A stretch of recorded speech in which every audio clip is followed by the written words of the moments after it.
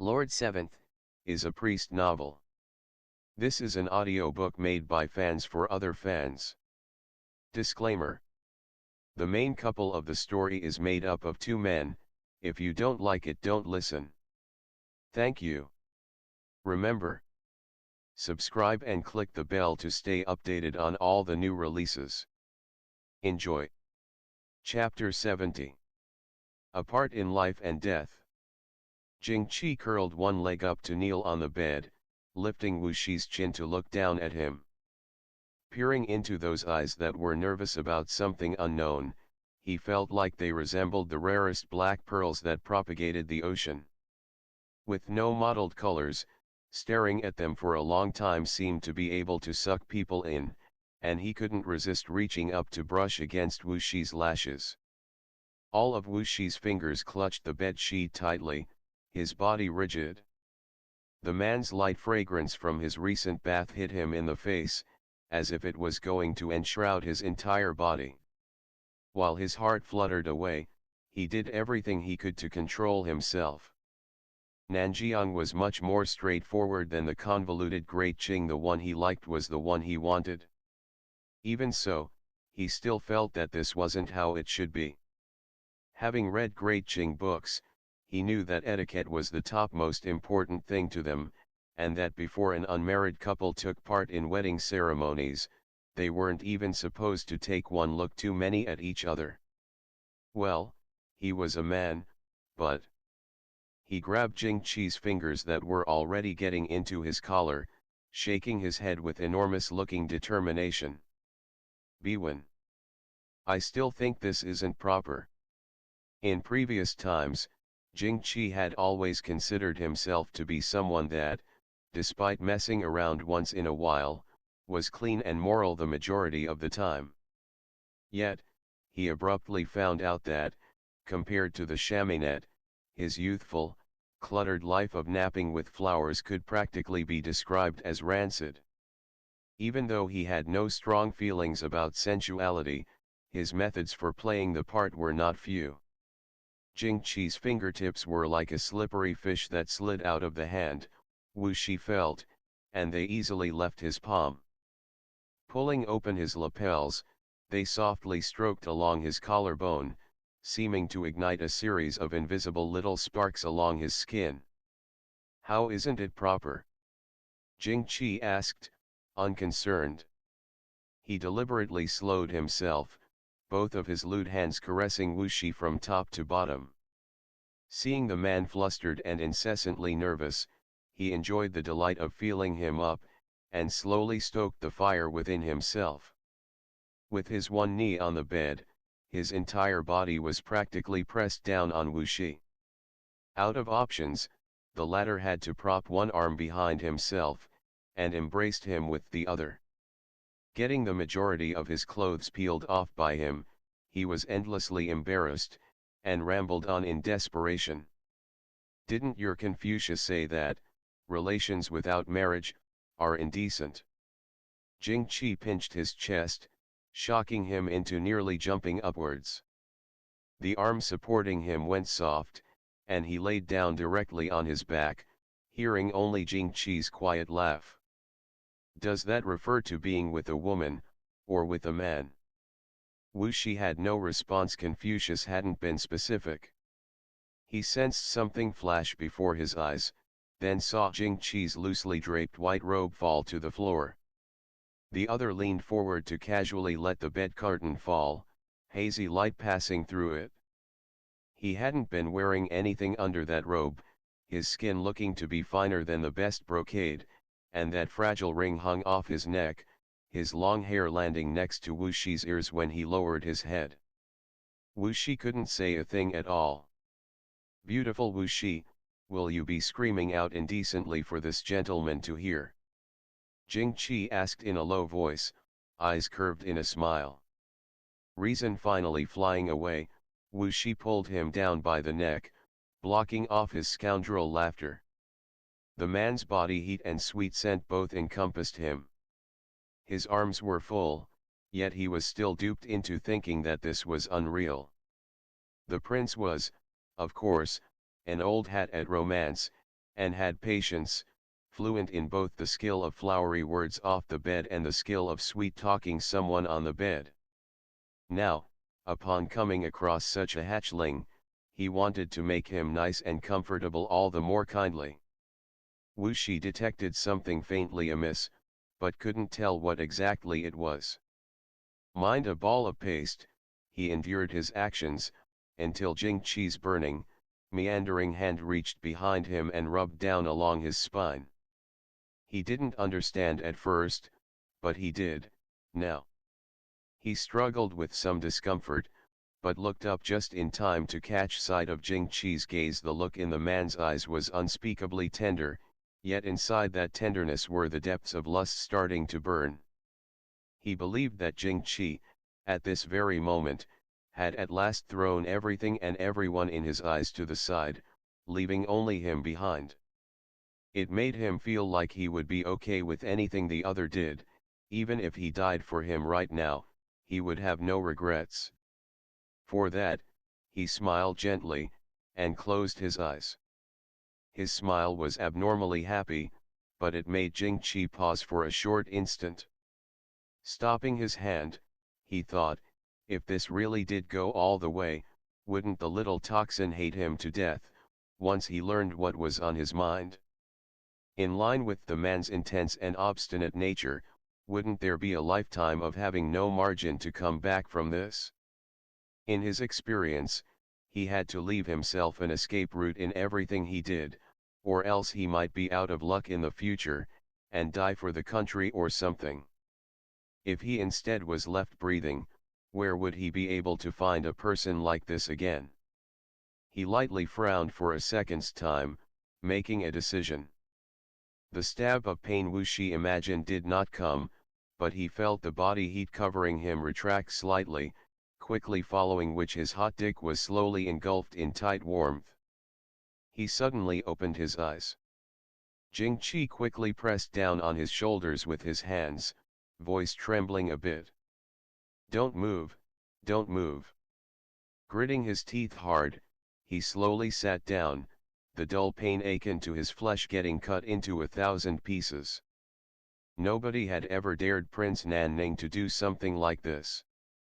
He had been the one pushing Wuxia down at the start, but it had gradually turned into relying on him to hold him up. The pressing pain made his arms go soft, and he fell upon Wuxia, the two of them giving muffled grunts at the same time. Wuxia quickly caught him, feeling that the other's entire body was shaking slightly. Unable to tell what emotion was inside him, he only embraced him with care, soothing his body with kisses almost piously. The red Luan star in the night sky quietly ascended, then quietly fell. On the morrow, Wuxia woke as early as ever. The split second he opened his eyes, he almost couldn't clearly tell whether that poignant evening was a dream or reality. He cautiously turned his head only after ages had passed, and saw Jing Qi's slightly messed hair lying beside him, half a shoulder having slipped out of the embroidered sheets. He laughed noiselessly, gently pulled the blanket up for him, and was in no rush to get up, inclining his head to look at him. He wouldn't get enough of looking at him in all his life. This wasn't a dream. The most beautiful thing ever had not come from a dream. The inside of one wouldn't have such genuine happiness that soaked into the soul. Maybe his gaze was too emotional, as Jing Qi was watched awake. The latter opened his eyes groggily, looked at him, mumbled out an unclear "it's not even bright out yet," then went to turn over and continue sleeping. Upon moving, however, he found out that there was an indescribable ache in his body, and he lightly huffed, brows scrunching up. Wuxia promptly turned and sat up, nervously asking, "Does it hurt?" "Where?" Jing Qi inhaled deeply and rolled his eyes. "Water," he impolitely ordered. Wuxia immediately threw something on, got up, poured a bowl of water for him, carried it over, and fed it to him personally. Jing Qi drank 2 sips and then refused to drink any more, taking the cup in hand. "Bring cough," Bring me clothes?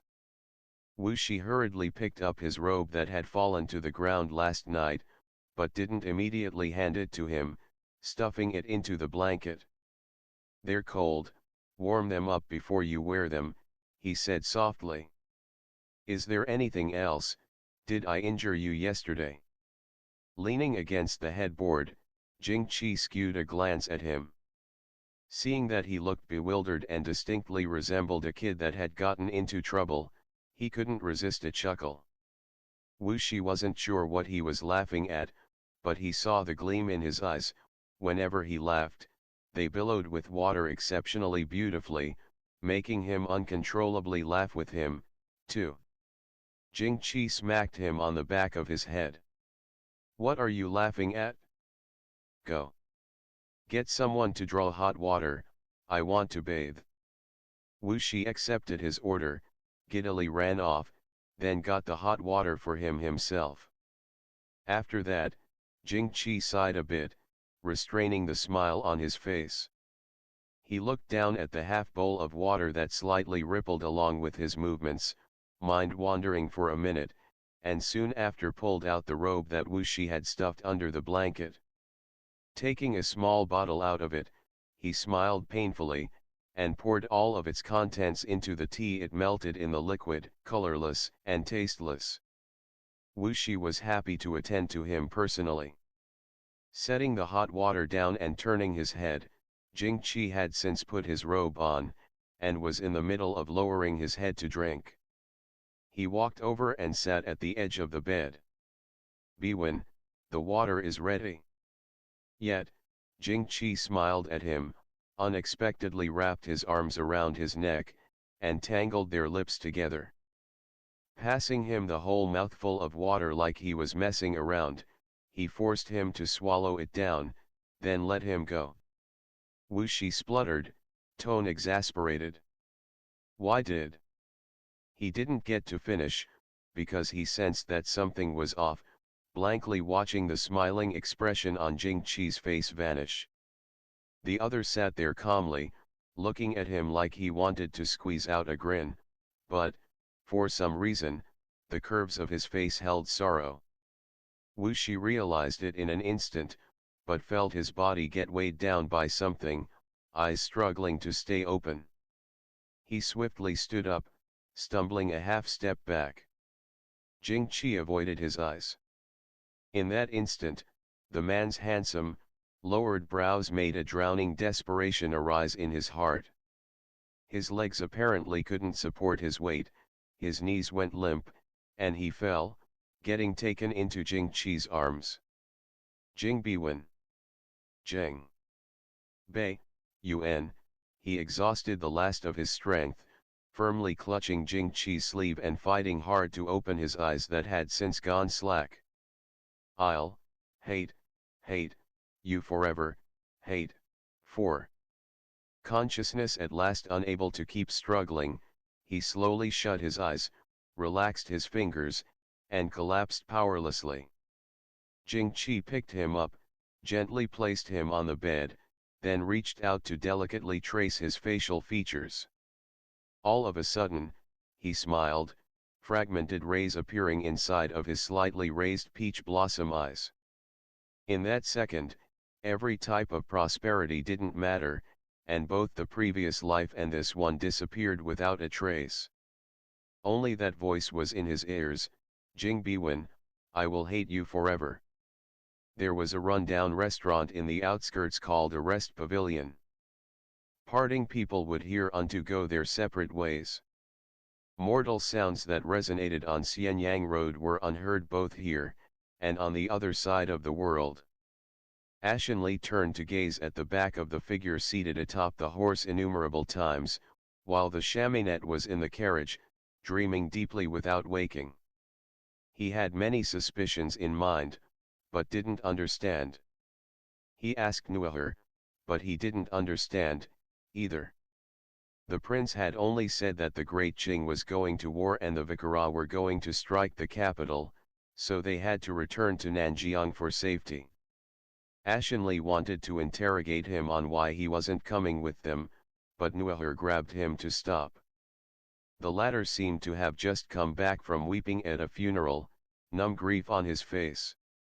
Questions not to be said, he merely shook his head and sighed. At the city gate, the horses and carriages filed out, the setting sun now about to ebb. Jing Qi reined his horse to a stop, dismounted, lifted the carriage curtain, and stared fixedly at Wuxia for a time. No emotion was visible on him, making one think that he was no different from usual, and yet not the same at all. "It's a long road. Take care of yourselves, gentlemen," he soon quietly said. "I put all the dream stupor left over from last time into that water. This sleep of his will likely last 10 fortnights. If you all spur your horses a bit faster, you might be able to make it." "Prince," Nuaher uttered quietly. Jing Qi looked at him, exposing a shallow grin that rapidly disappeared, then released the curtain. "All right, no more drivel. Go on." Nuaher's eyes went red, yet Jing Qi didn't look at him anymore, leading his horse back over regardless. Nuaher jumped out of the carriage and shouted, "Prince." Not looking back, Jing Qi simply lightly waved his hand. "Once your chaminette awakens, tell him that I owe him for today. If there's another day that we meet again, I'll definitely repay him. Go." "Ah," to tread a trail on Xianyang Road. He led his horse back into the city alone, walking extremely slowly. The sound of carriages and horses was behind him. The sound of rolling wheels rolled into the distance. It was unknown how long had passed until he eventually couldn't resist turning his head, only to discover that all the Nanjiang folk had long become invisible. The sound of wheels was nothing more than an illusion of the mind, as if that man was still there, as if. He smiled bitterly, mounting the horse. When he passed the rest pavilion, he noticed that a familiar carriage was parked at the entrance of the restaurant for who knew how long. Startled, he reined the horse to a stop, and shortly saw someone come out of the carriage. Helian Yi stared off with him for a long time. "Why didn't you go with him?" he asked quietly. Jing Qi smiled. "This subject has obeyed the edict to send the chaminette out of the capital. It's merely that these are extraordinary times, so I had to lack some courtesy this once. Don't blame me for not seeing him off further on." The other stood there mutely for a while, then sighed deeply. What use could there be in remaining behind? There isn't any. I just have to stay. He was only in the everyday outfit of a sapphire robe, silver rolling on the edges of his wide sleeves, which rose with the breeze. His back and shoulders were exceptionally straight, like bamboo that refused to bend in any way within the wind. Then, inside the sunset, he explained himself clearly. "I, Jing Beiyuan, was born a person of the great Qing, and will die a ghost of the great Qing." End of the chapter. Stay tuned for more BL.